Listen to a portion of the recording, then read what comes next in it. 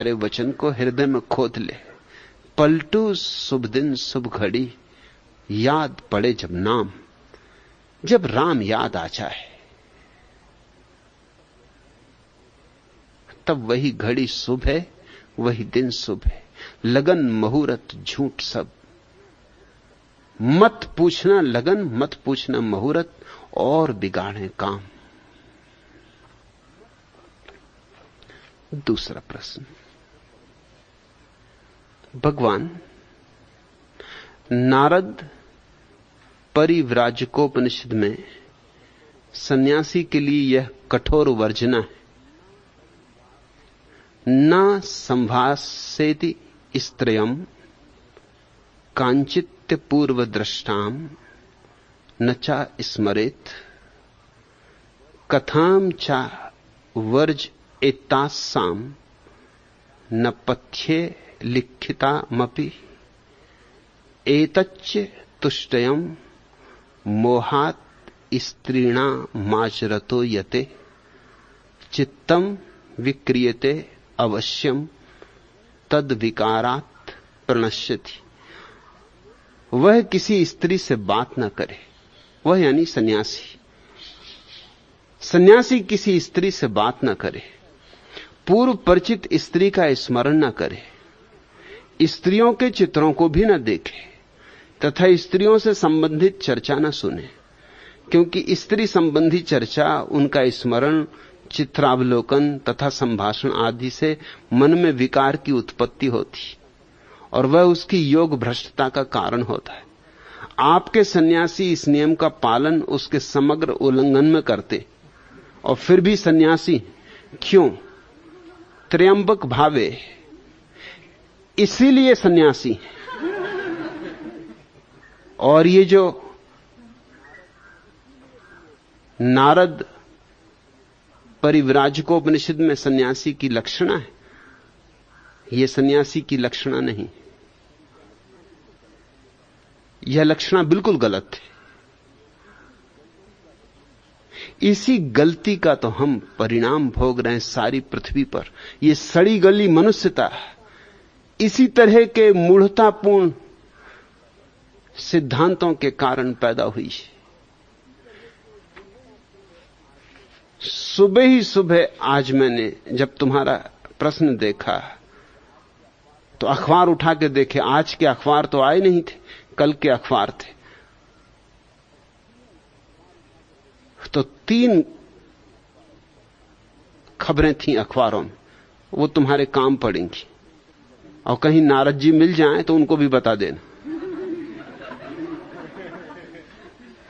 पहली खबर थी अमेरिका के एक ईसाई संप्रदाय के संबंध में, उसके प्रमुख की गिरफ्तारी की। यह संप्रदाय कठोर ब्रह्मचर्यवादी है। इस संप्रदाय की धारणा स्त्रियों के बिल्कुल विपरीत है। यह संप्रदाय विवाह को स्वीकार नहीं करता। यह संप्रदाय मानता है कि धार्मिक व्यक्ति को अविवाहित ही रहना चाहिए। इस संप्रदाय के लाखों अनुयायी, इस संप्रदाय के प्रमुख की गिरफ्तारी कल हुई और गिरफ्तारी का कारण यह है कि उनका संबंध उनकी स्वयं की 6 सेक्रेटरियों से था और गिरफ्तारी के बाद जब उनको डांटा डपटा गया तो उन्होंने यह भी स्वीकार किया कि इन 6 के अतिरिक्त 3 और महिलाओं के साथ भी उनके प्रेम संबंध।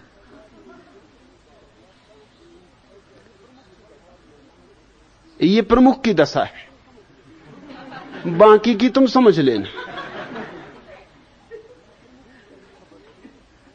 दूसरी खबर थी कोरिया से। 46 बौद्ध भिक्षु अति कामना ग्रस्तता और काम विकारों के कारण ऐसे अपराध किए हैं जो अमानवीय हैं।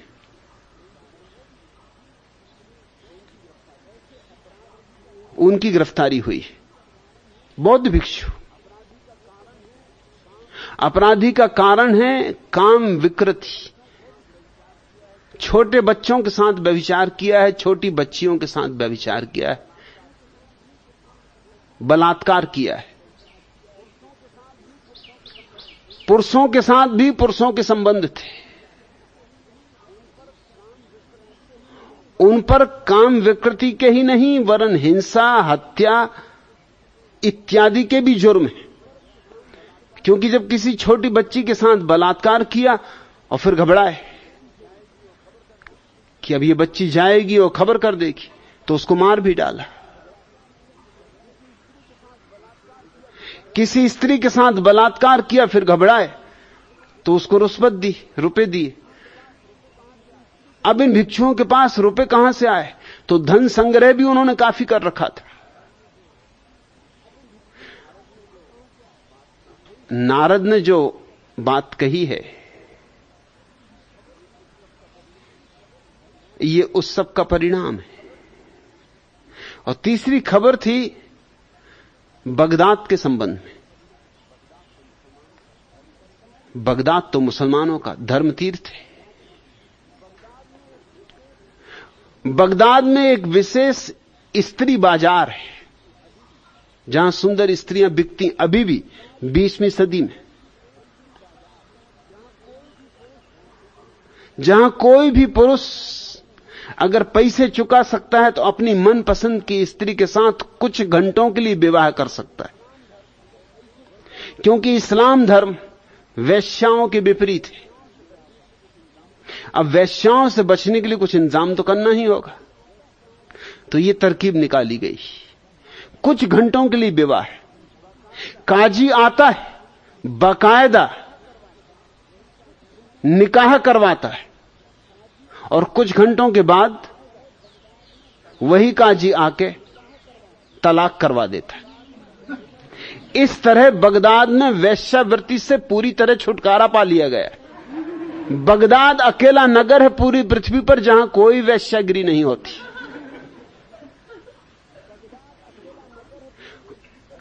काजी आ जाता है, धर्मगुरु, वो आके निकाह करवा देता है 4-6 घंटे के लिए।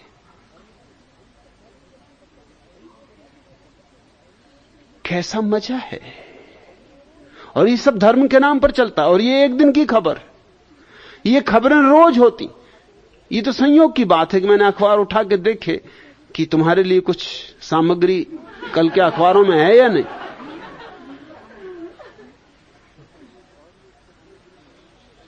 और ये सदियों से हो रहा है। जिम्मेवार कौन है? ये नारद परिव्राजकोपनिषद में सन्यासी के लिए जो कठोर वर्जना है, वही जिम्मेवार है। यह वर्जना ही मूर्खतापूर्ण है। इस पृथ्वी पर आधी स्त्रियां हैं, आधे पुरुष हैं। सच तो यह है, स्त्रियां थोड़ी ज्यादा हैं, पुरुष थोड़े कम। क्योंकि स्त्रियां पुरुषों से ज्यादा मजबूत हैं। पुरुषों को यह भ्रांति है कि वो मजबूत है, वो गलती में। उनको विज्ञान का कुछ पता नहीं, प्रकृति को ज्यादा पता है। प्रकृति 115 लड़के पैदा करती और 100 लड़कियां पैदा करती।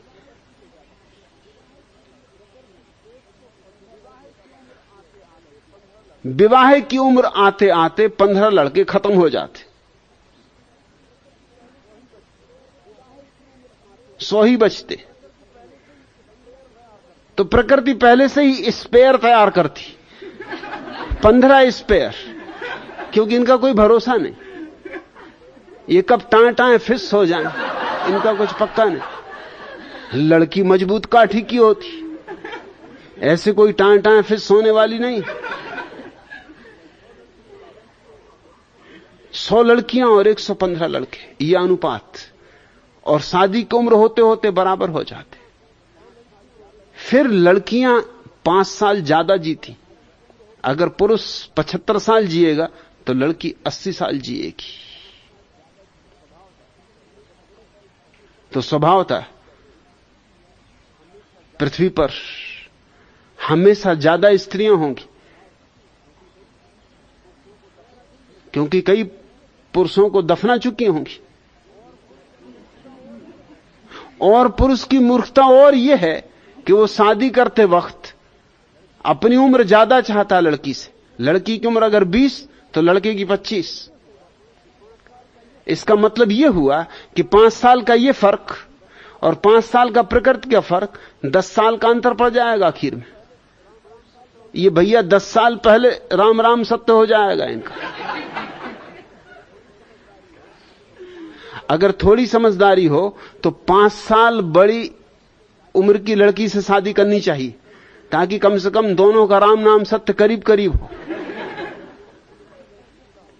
जब भी दुनिया में थोड़ी वैज्ञानिकता होगी तो यही होगा।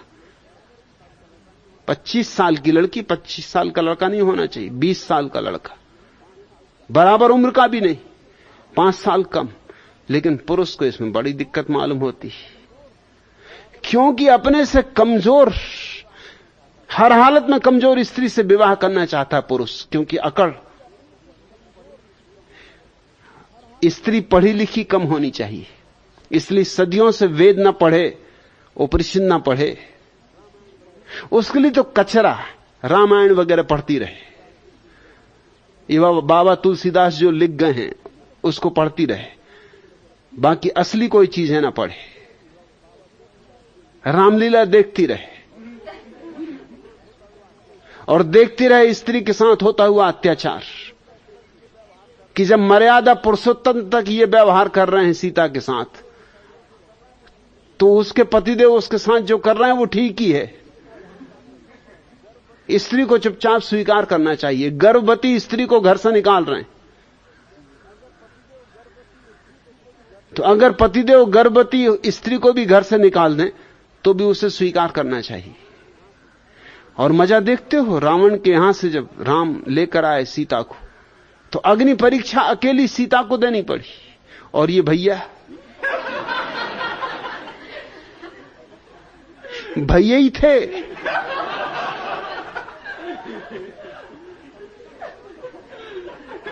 कम से कम इतना तो करते कि जब 7 चक्कर लगाए थे, वो घन चक्कर बने थे, तब 7 चक्कर लगाए थे। कम से कम अग्नि परीक्षा में 7 उतरे होते। ये भी कोई बात हुई। और सीता अगर इतने दिन अलग रही थी तो ये भैया भी तो अलग रहे थे।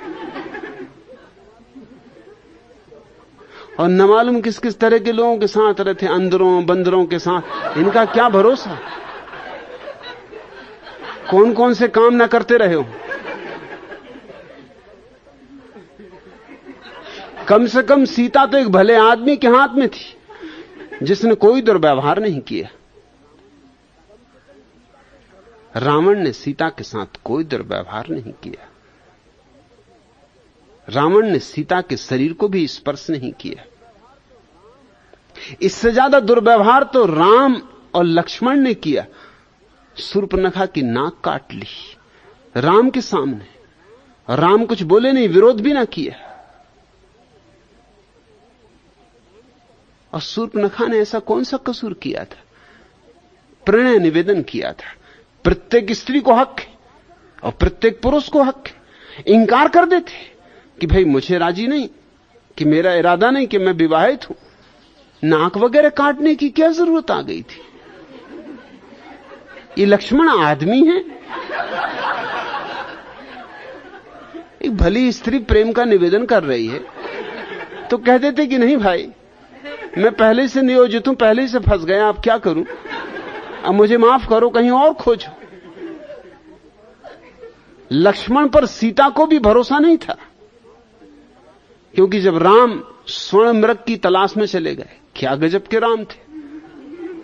अरे कहीं सोने के हिरण होते, किसी बुद्धू को भी भरोसा दिलाना मुश्किल है।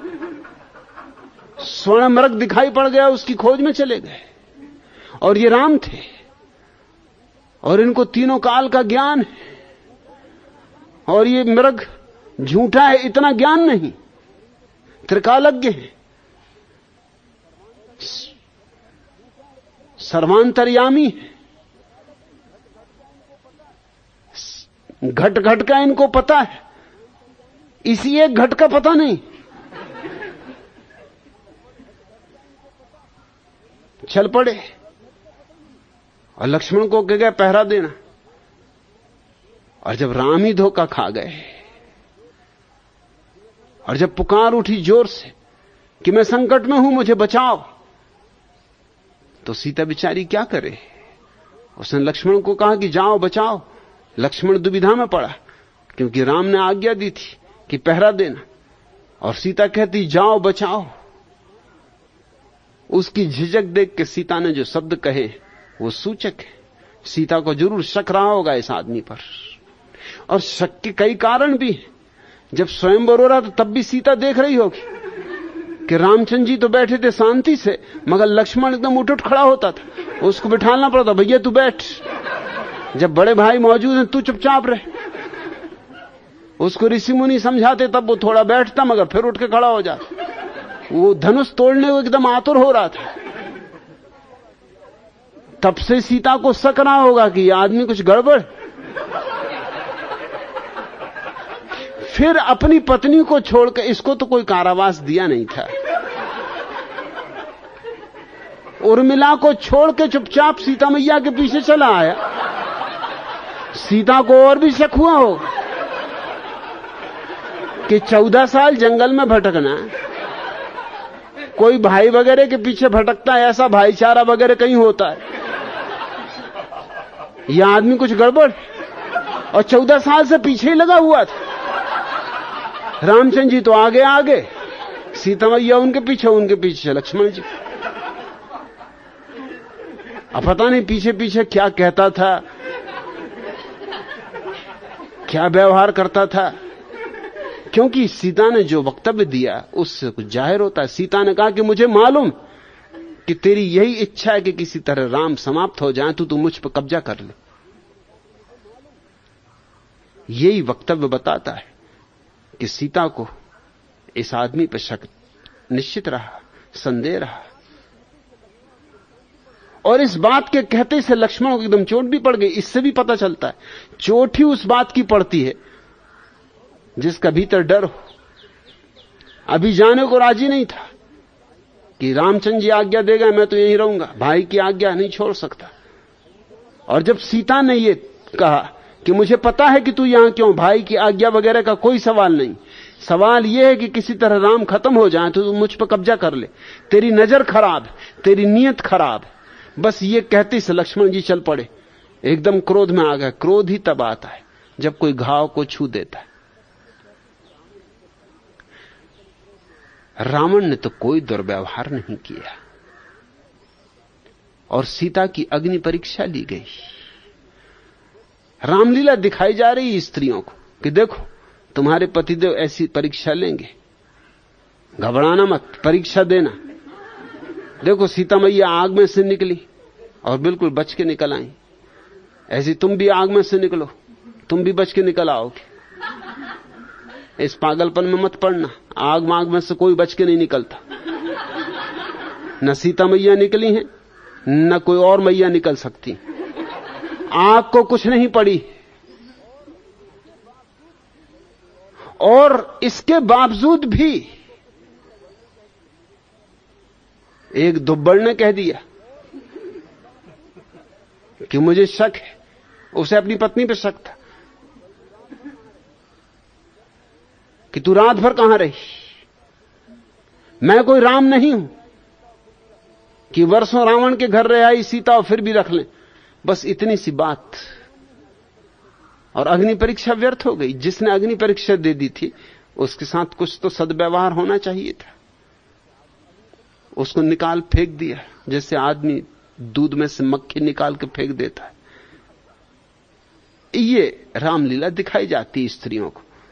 रामचरितमानस पढ़ो, तुलसीदास की चौपाइयां रटो, ढोल गंवार शूद्र पशु नारी ये सब ताड़न के अधिकारी, इनको कंठस्थ करो, मगर वेद उपनिषद ब्रह्म ज्ञान की बातों में मत पड़ना। उस ऊंचाइयों से स्त्रियों को वंचित रखा जाता है। था कि पतिदेव ब्रह्मज्ञानी मालूम पड़े, स्त्री अज्ञानी मालूम पड़े। आज भी वही की वही हालत है। अगर स्त्री एमए हो तो बीए लड़का उससे शादी करने को राजी नहीं होता। उसको लगता है बेइज्जती हो रही। कोई पूछेगा कि पत्नी कहां तक पढ़ी, एमए, और आप बीए,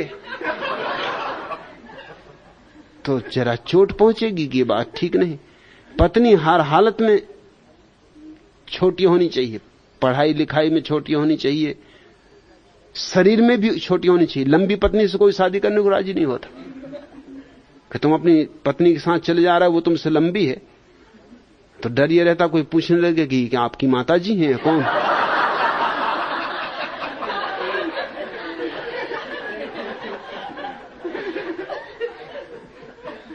घबराहट लगती।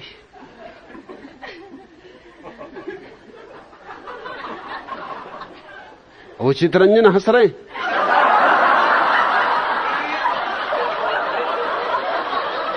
उनकी पत्नी वीणा उनसे मजबूत और बड़ी। वो जहां जाते हैं बेचारे लोग उनसे यही पूछते कि भैया माताजी को लेके कहां जा रहे हैं?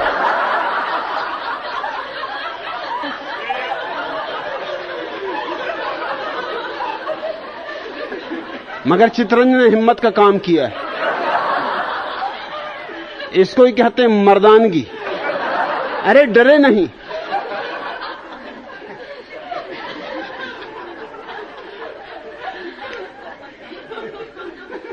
हमको तूफानों से टकराना भी आता है सफर, और होते हैं जो अंजाम से डर जाते। कोई फिक्र न की कि पत्नी 1 फीट ऊंची, जहां जाएंगे वहीं मुसीबत खड़ी करेगी। और वीणा बिचारी बहुत झुक झुक के भी चले तो भी क्या करे, शरीर से भी मजबूत है।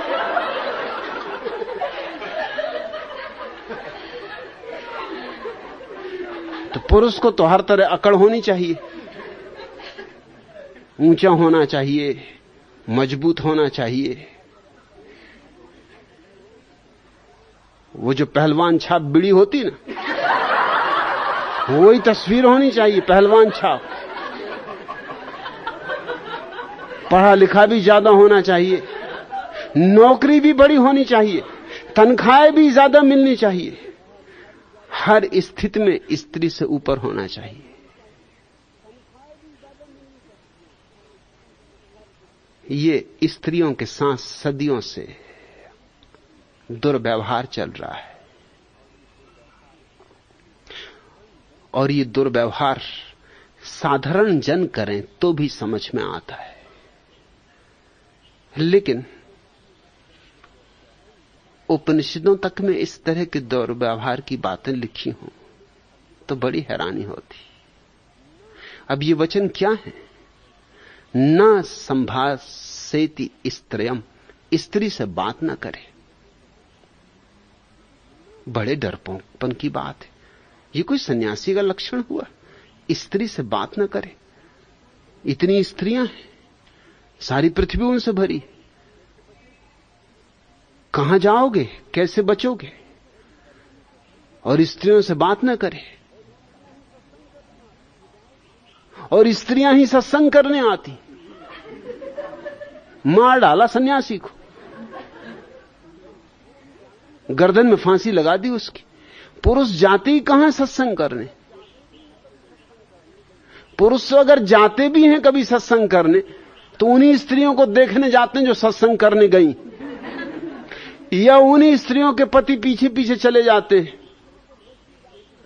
रक्षा की दृष्टि से, क्योंकि धर्मशास्त्र कह गए कि जब लड़की हो तो बाप रक्षा करे, और जब युवती हो जाए तो पति रक्षा करे, और जब वृद्धा हो जाए तो बेटा रक्षा करे। स्त्री हुई कि कोई सामान हुआ, रक्षा ही रक्षा। उसमें कोई आत्मा स्वीकार करते हो या नहीं? तुम ही रक्षक हो उसके। और भक्षक कौन है फिर? जब सभी तुम रक्षक हो तो भक्षक तो कोई होने नहीं चाहिए, तुम ही भक्षक हो। स्त्रियों से बात ना करे, ये तो बड़े डरपोकपन की बात हो गई। और जो पुरुष इतना स्त्रियों से डरा हुआ है, तुम सोचते हो उसके जीवन में ध्यान फलित हुआ होगा? तुम सोचते हो उसके जीवन में आनंद फलित हुआ होगा? तुम सोचते हो उसके जीवन में परमात्मा की कोई झलक मिली होगी? जिसको परमात्मा की झलक मिल जाए उसे तो स्त्री में भी परमात्मा की ही झलक मिलेगी। फूलों के सौंदर्य से तो कोई विरोध नहीं है नारद को। चांद सुंदर निकलेगा उससे तो कोई विरोध नहीं। पक्षी गीत गाएंगे उससे तो कुछ विरोध नहीं। कोयल कुहू कुहू करेगी उससे तो कुछ विरोध नहीं। संगीत बजेगा उससे तो कुछ विरोध नहीं। और सब सौंदर्य स्वीकार है, सिर्फ स्त्री के सौंदर्य से क्या डर है? डर का कारण सिर्फ इतना ही है कि ये भगोड़े सन्यासियों के कारण ये सूत्र बनाया है। ये भाग गए हैं, कच्चे घड़े हैं। कच्चे घड़े को कहना पड़ता है कि भैया वर्षा से बचना, जहां बूंदाबांदी हो रही हो फौरन छत्ता खोल लेना, तत्क्षण छत्रपति हो जाना। मेरे एक प्रोफेसर थे, वो छत्रपति थे। एक तो बंगाली थे, सो बंगाली वैसे ही छत्रपति होते। छाता बड़े काम की चीज है। अरे वर्षा हो तो बचाता है, धूप हो तो बचाता है, कुत्ता वगैरह भौंकने लगे तो बचाता है, कोई लड़के बच्चे डरवाने लगे तो बचाता है, स्त्री वगैरह दिखाई पड़ जाए तो बचाता है। वो उसको स्त्री से बचाने के लिए उपयोग में लाते थे। जब मैं पहली दफा उनका विद्यार्थी हुआ तो हम 3 ही विद्यार्थी थे, 2 लड़कियां थीं और मैं। दर्शन शास्त्र पढ़ने लड़के तो जाते ही नहीं। मैं तो गया था क्योंकि मुझे कोई पढ़ना लिखना था नहीं। सो दर्शन शास्त्र हो कि भूगोल शास्त्र हो कि इतिहास शास्त्र हो, कुछ भी हो, जहां जगह थी। मुझसे उपकुलपति ने पूछा क्या पढ़ना, मैंने कहा जहां जगह हो। उन्होंने कहा तुम कुछ पढ़ने का इरादा लेकर नहीं आए? मैंने कहा कि पढ़ना है किसको, वक्त गुजारने आए। वो थोड़े चौंके, उन्होंने कहा तुम बात कैसी करते, वक्त गुजारने आए? मैंने कहा मैं सच्ची सच्ची बात कर रहा हूं आपसे, पढ़ना वगैरह मुझे नहीं, और मुझे जो पढ़ना वो मैं खुद ही पढ़ लूंगा, वो मुझे कौन पढ़ाएगा, आप पढ़ाएंगे। इसलिए जहां जगह हो वहां रख दो। न मुझे कक्षा में जाना है ज्यादा, यूं कभी कभी आहे गाहे चला जाऊंगा, यूं ही चहलकदमी के लिए। जाना करना मुझे है नहीं। 2 लड़कियां थी, लड़कियां दर्शन शास्त्र पढ़ती, क्योंकि दर्शन शास्त्र पढ़ के कोई नौकरी वगैरह तो मिलती नहीं। नौकरी उन्हें करनी नहीं, उन्हें डिग्री लेनी, ताकि ठीक जगह विवाह हो जाए, कोई डिप्टी कलेक्टर से हो जाए, किसी डॉक्टर से हो जाए, किसी इंजीनियर से हो जाए। वो सर्टिफिकेट विवाह के काम आता है। नौकरी तो उन्हें कोई करने नहीं देता, क्योंकि नौकरी स्त्रियां करें तो वहां लोगों को भ्रष्ट करेंगी। लोगों को बचाने के लिए स्त्रियों को कहीं जाने नहीं दिया जाता। स्त्रियों से तो ऐसा घबराया हुआ है पूरा मुल्क कि जहां गई वहीं लोगों को भ्रष्ट किया, नरक भेजा, नरक के द्वार हैं। तो 2 लड़कियां थीं और मैं, और वो आंख बंद करके पढ़ाते थे, क्योंकि लड़कियों को वो देख नहीं सकते थे। उन्होंने ब्रह्मचर्य का भारी व्रत ले रखा था। मालूम होता है ये जो त्र्यंबक भावे ने पूछा है, नारद परिव्राजकोपनिषद, इसी का वो अध्ययन करते रहे होंगे। आज राज खुला। तो आंख बंद करके पढ़ाते थे। मैं उनकी क्लास में जरूर जाता था, क्योंकि मैं आंख बंद करके सोता था। न वो देखते थे न कोई सवाल उठता था। वो मुझसे बड़े प्रसन्न थे। कभी कभी रास्ते पे मुझे मिल जाते, कहते विद्यार्थी हो तो एक तुम हो।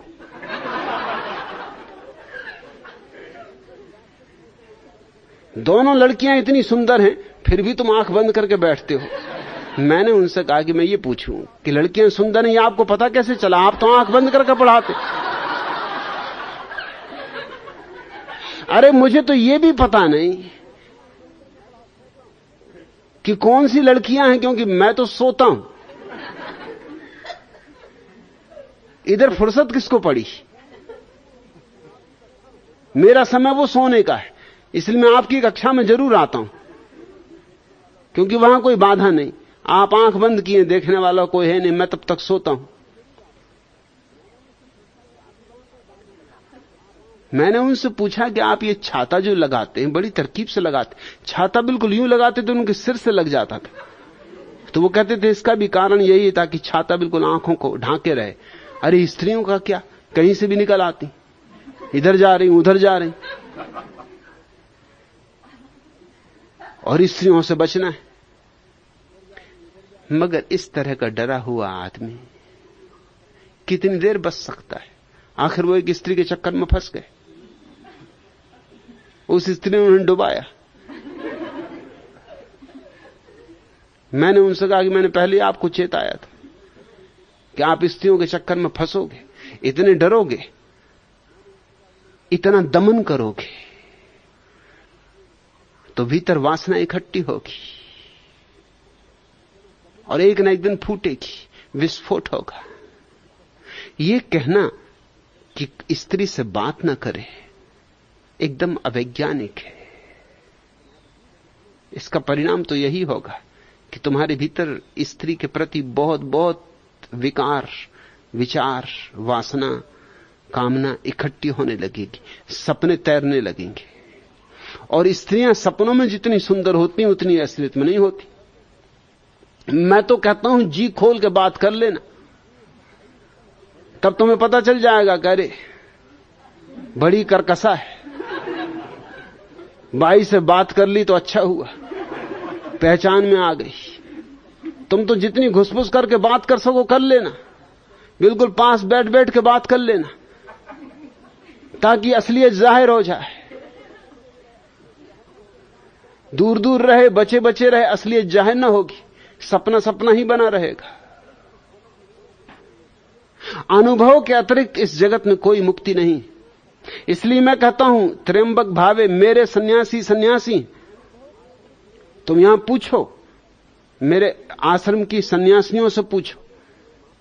मेरे पास रोज सन्यासियों के पत्र होते हैं कि मामला क्या है, कि ये अजीब दुनिया है आपकी।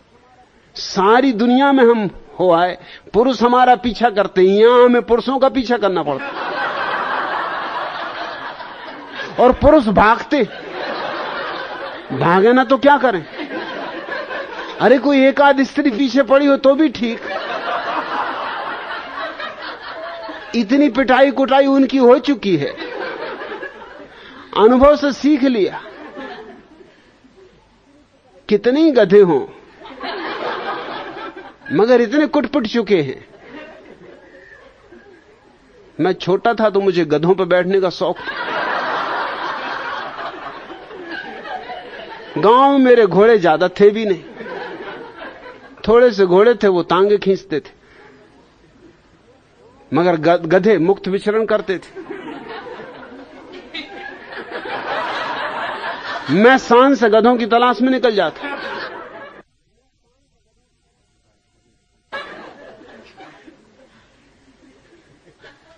मैं तो पहले सोचता था कि गधे सच में ही गधे होते, मगर मैं चकित हुआ ये जान के कि गधे मुझे पहचानने लगे। अरे मुझे ही नहीं पहचानने लगे, मुझे 100 कदम की दूरी से भी मेरे पैरों की आवाज पहचानने लगे। और कोई गुजर जाए, खड़े रहें,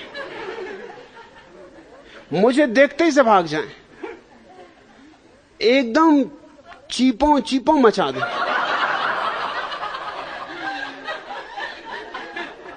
जो भी मेरे साथ हो वो कहे कि बात क्या है। तुम्हें गधे देख के एकदम चीपों चीपों करने लगते हैं, एकदम भागने लगते हैं। एक कुम्हार जिसके गधों पर मैं अक्सर सवार होता था, वो भी मुझसे बोला कि बात क्या है कि तुम जब भी इधर से निकलते हो तो मेरे सारे गधे एकदम शोरगुल मचाने लगते, ऐसे चुपचाप खड़े रहते, अपनी धुन में मस्त इनके साथ। मैंने कुछ नहीं किया, इतने कि जब ये मुझे मिल जाते हैं एकांत में, कभी तो मैं इन पर सवारी करता हूं, ये मुझे पहचानने लगे। तो मुझे धारणा जो थी कि गधे गधे होते, वो गलत सिद्ध हुई। गधे भी बड़े समझदार होते, ऐसे बने खड़े रहते, बिल्कुल सीधे साधे भोले भाले, बिल्कुल दार्शनिक मालूम होते, चिंतित, बड़े मग्न, सारे जगत का विचार कर रहे हैं कि तीसरा महायुद्ध होगा कि नहीं होगा, कि अभी इराक ईरान में क्या होता है देखें, अयातुल्लाह खोमेनी अब और क्या दिखाते हैं देखें।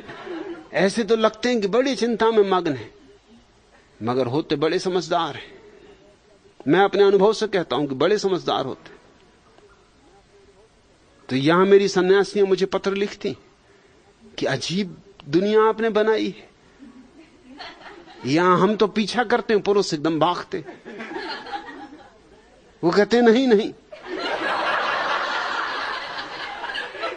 आमतौर से सारी दुनिया में ये बात जाहिर है कि जब स्त्री कहे नहीं नहीं तो उसका मतलब होता है हाँ हाँ, मगर मेरे इस आश्रम में जब पुरुष कहे नहीं नहीं तो उसका मतलब होता है नहीं नहीं।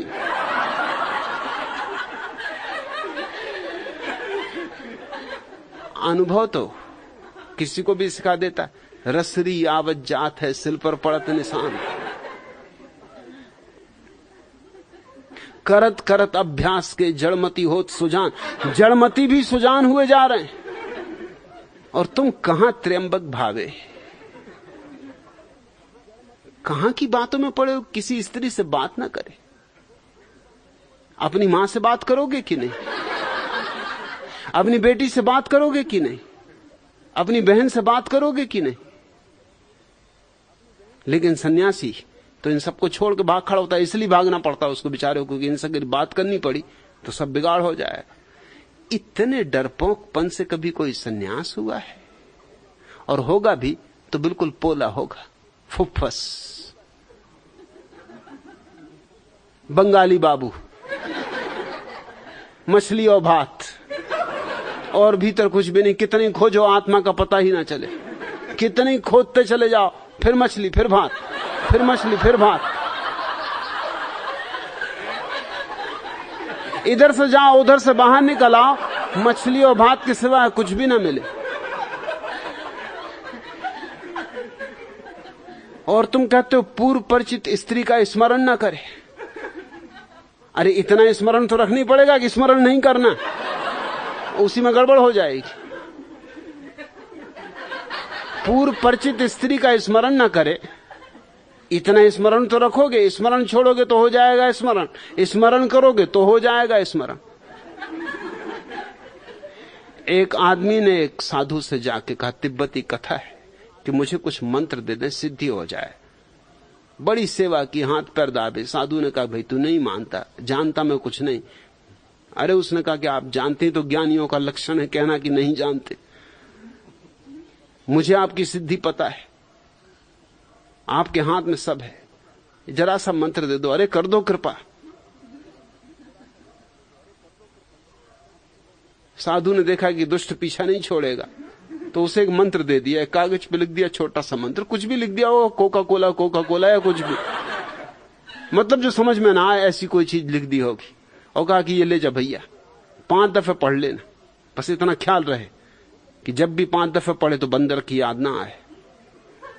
अरे उसने कहा बिल्कुल बेफिक्र रहो, बंदर की जिंदगी मुझे याद नहीं आई, 60 साल की उम्र हो गई और बंदर की कभी याद नहीं आई, अब क्यों आएगी। और 5 ही दफे पढ़ना है ना, मिनट भर का काम है।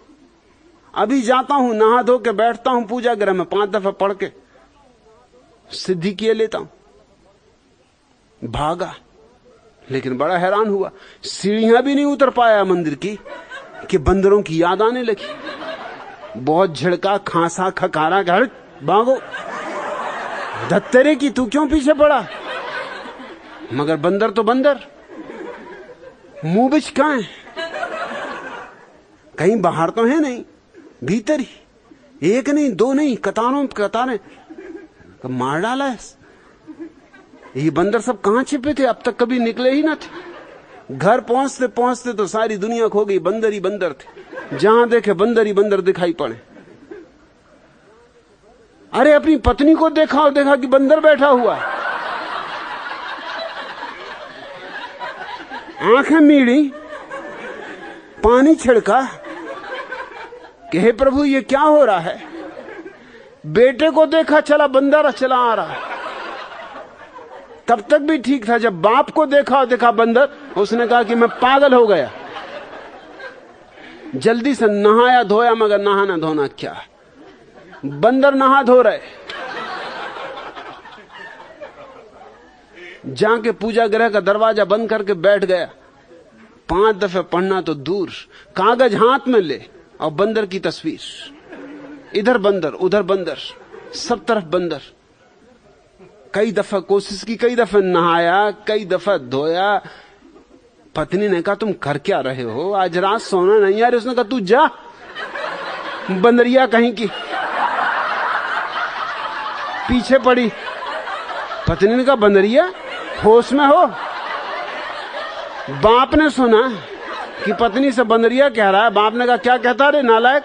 अरे कहा बंदर, तू चुप रहे खुसट।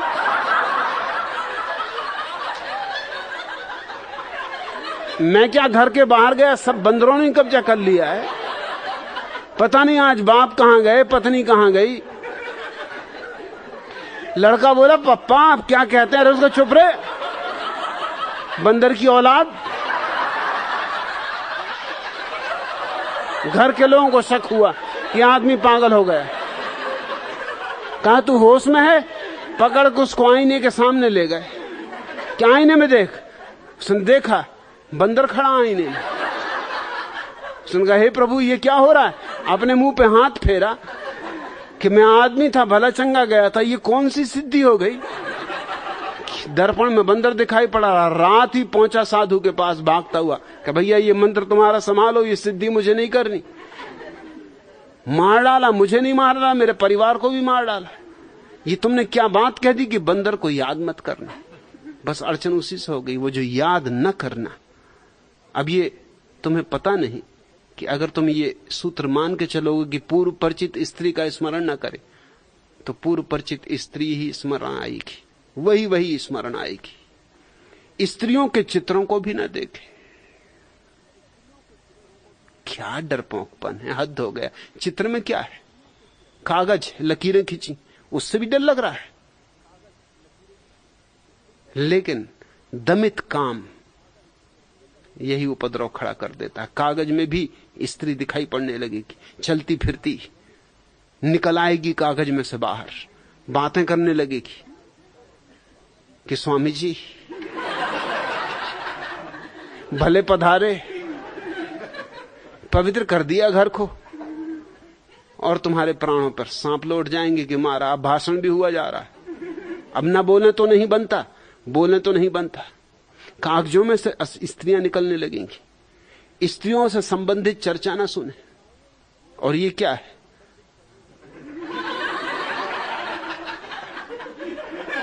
त्र्यंबक भावे, ये क्या हो रहा है यहां? स्त्रियों से संबंधित चर्चा चल रही। और ये नारद क्या कर रहे हैं उपनिषद में? स्त्रियों की चर्चा कर रहे हैं। और जितने तुम्हारे शास्त्रों में स्त्रियों की चर्चा है, कहीं और नहीं। स्त्रियों की चर्चा है। खूब वर्णन किया है स्त्रियों का। जैसा तुम्हारे महात्माओं ने स्त्रियों का नक्सिक वर्णन किया है, कवियों को भी मात दे दी, पानी पिला दिया, चारों खाने चित्त कर दिए। क्या वर्णन किया है, और क्या बाहर भीतर की बातें गई, गहरी बातें कह दी कि स्त्री के भीतर क्या, वो भी बता दिया कि मल मूत्र कफ वात पित्त, क्या क्या ज्ञानी थे। हड्डी मांस मज्जा, जैसे खुद के भीतर सोना चांदी भरा हो। शर्म भी ना आई ये सब कहते हुए। क्योंकि स्त्री संबंधी चर्चा, उसका स्मरण, चित्रावलोकन तथा संभाषण आदि से मन में विकार की उत्पत्ति होती। इससे झूठी और कोई बात नहीं हो सकती। मन में विकार है इसलिए स्त्री में विकार दिखाई पड़ता है, स्त्री के कारण मन में विकार नहीं होता। मन में विकार है इसलिए धन में लोभ मालूम पड़ता, नहीं तो धन में क्या लोभ, 100 का नोट पड़ा रहे, तुम्हारा क्या ले रहा। 100 का नोट कुछ तुम्हारा बिगाड़ सकता है, 100 का हो कि 1000 का हो, नोट तुम्हारा क्या करेगा, कागज कागज है। मगर ले जाओ 100 का नोट तुम विनोबा भावे के पास, वो फौरन आंख बंद कर लेते। यही नारदगोपनिषद उनको भी दिक्कत दे रहा है, आंख बंद कर लेते। 100 का नोट हरियल, घबराहट फैल जाती भीतर, कहीं लोभ पैदा ना हो जाए। 100 का नोट लोभ पैदा करेगा, नोट लोभ पैदा कर सकता है। लोभ होगा तो नोट प्रकट करेगा, और तब तो मैं कहूंगा कि खोल के आंख देख लो ताकि जो भीतर है वो प्रकट हो जाए। मन में विकार की उत्पत्ति बाहर से नहीं आती, मन में विकार है, बाहर तो पर्दे, तुम्हारे विकार बाहर जाके आरोपित हो जाते। और तुमने पूछा कि यह सूत्र कहता है कि ऐसा करेगा तो योग भ्रष्टता का कारण होता है। नहीं, अगर योग ही हो तो फिर कोई भ्रष्ट नहीं होता, योग ना हो तो भ्रष्ट है ही। योग का अर्थ समझो, योग का अर्थ है व्यक्ति और परमात्मा का मिलन। जहां व्यक्ति और परमात्मा मिल जाता है वहां योग है, वहां से कोई कभी न भ्रष्ट हुआ है न हो सकता है। पलटू शुभ दिन शुभ घड़ी, याद पड़े जब नाम, लगन मुहूर्त झूठ सब और बिगाड़े काम। आज